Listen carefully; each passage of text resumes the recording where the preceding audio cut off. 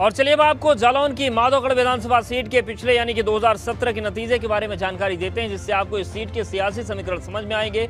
2017 विधानसभा चुनाव में जालौन की माधोगढ़ सीट पर करीब 59% मतदान हुआ और भाजपा के मूलचंद निरंजन ने चुनाव जीता। इन्होंने बसपा के गिरीश कुमार अवस्थी को चुनाव में हरा दिया था। अब बारी है आपको बुंदेलखंड की जालौन जिले की माधोगढ़ विधानसभा सीट के पिछले 3 नतीजों के बारे में जानकारी देने की, जिससे आपको इस सीट के सियासी मिजाज को समझने में आसानी होगी। 2007 में जालौन की माधोगढ़ सीट पर बसपा के हरिओम उपाध्याय ने जीत दर्ज की।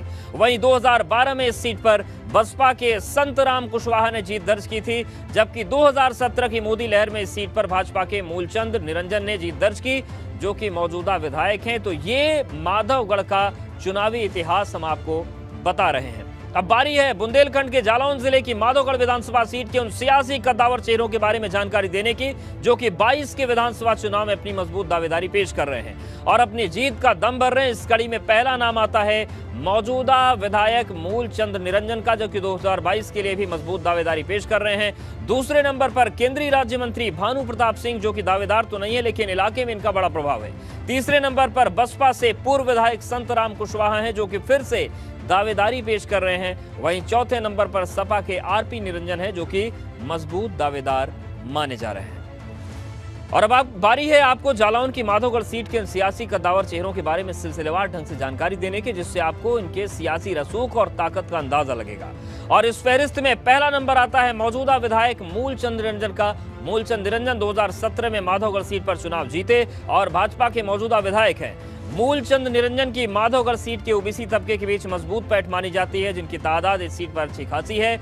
मूलचंद निरंजन की माधोगढ़ सीट के सवर्ण तबके के बीच अच्छी पकड़ है, जिसकी बदौलत ये 2022 के लिए मजबूत दावेदारी पेश कर रहे हैं। अब आपको जालौन की माधोगढ़ सीट के दूसरे सियासी कद्दावर चेहरे के बारे में बताते हैं, जो दावेदारी तो नहीं पेश कर रहे लेकिन इलाके में भाजपा का एक और बड़ा चेहरा है, और ये है भानु प्रताप सिंह।